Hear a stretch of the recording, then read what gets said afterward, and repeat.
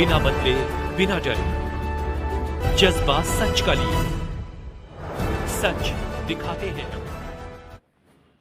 इस वक्त हमारे साथ मोदी नगर की विधायक हमारे साथ मौजूद है। हम उनसे बात करेंगे किन किन मुद्दों पर अब तक मोदी नगर में कार्य हुआ है और होली की शुभकामना को लेकर।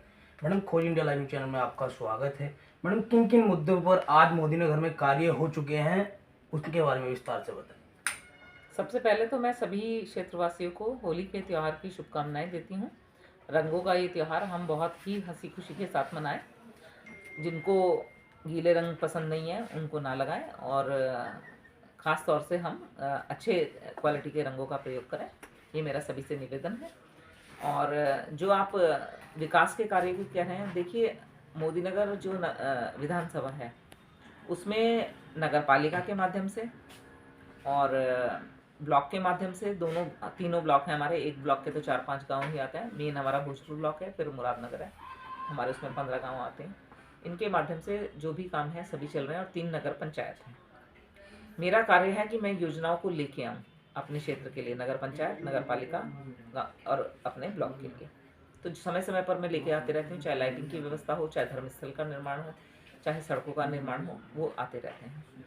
मेरे जो निजी काम है, 2-3 काम मेरे पिछले कार्यकाल में छूट गए थे। जैसे कि मेरी एक अक्षय पात्रा की किचन बननी थी, तो 1 फ्लोर तक उसका निर्माण पूरा हो चुका है गोविंदपुरी में। जल्दी ही वो निकट भविष्य में पूर्ण होकर उसमें बच्चों के लिए अच्छा गुणवत्तापूर्वक खाना बन सकेगा। और इसमें आपको जान के बड़ा अच्छा लगेगा कि मोदी नगर में पहले 6 महीने शुरू करा जाएगा और आसपास के क्षेत्र का, और उसके बाद विदिन अ ईयर पूरा ज़िला गाज़ियाबाद के सभी क्षेत्रों में इस किचन से 1.25 लाख बेसिक शिक्षा के बच्चों को ये खाना दिया जाएगा।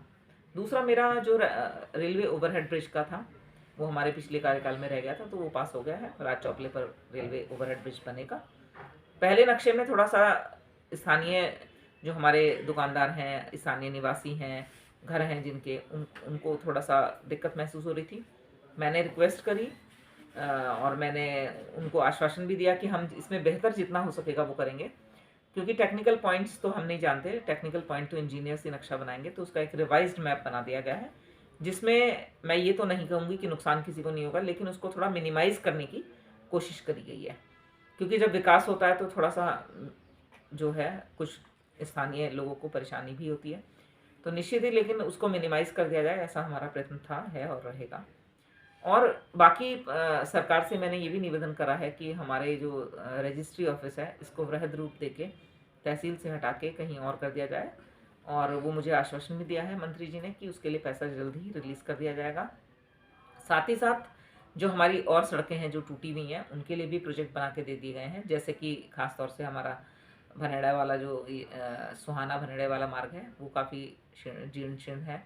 शकूरपुर का मार्ग टूटा हुआ है। ये इस तरह के जो मार्ग हैं, ये कुछ अभी बच गए थे, तो इनकी भी एक रिवाइज हम लोगों ने दे दिया है। असेसमेंट बन के चला जाएगा, ये भी निश्चित ही जल्दी ठीक हो जाएंगे। बाकी और विकास एक सतत प्रक्रिया है, चलती रहती है। चाहे वो डिग्री कॉलेज बनना हो, चाहे इंटर कॉलेज हो, खेल कूद का मैदान हो बच्चों का, ग्रामीण खेल के लिए हम लोग कोशिश कर रहे हैं। इस हद में काफ़ी हद तक हमें सफलता भी मिली, क्योंकि हमारा पतले का जो ग्रामीण क्षेत्र है उसमें खेल कूद के लिए अभी थोड़ा अपग्रेड किया जा रहा है, इंडोर एंड आउटडोर गेम्स के लिए।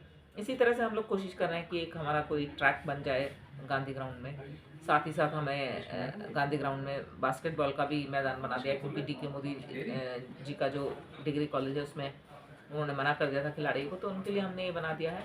इसी तरह से जो भी हमें लगता है कि हमारे क्षेत्र के लिए उचित है। आपने सुना होगा कि मैंने विधानसभा में भी बोला कि अगर डाटा सेंटर बनता है तो हमारे पास पर्याप्त भूमि है, हम डाटा सेंटर भी बना सकते हैं उसमें। तो इसी तरह से बहुत सारे प्रोजेक्ट मैंने माननीय मुख्यमंत्री जी को भी दिए हैं और आगे भी दे रही हूँ बजट के धनराशि स्वीकृत होने के अनुसार। साथ ही साथ GDA और से भी मैंने कहा है कि हमारे पास LNC भूमि है, तो सरकार का कोई प्रोजेक्ट आए तो वो भी आ सकता है।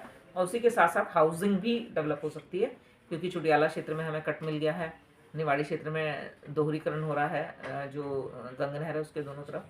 तो निश्चित ही विकास तो मोदी नगर में हो ही रहा है और आगे भी होगा।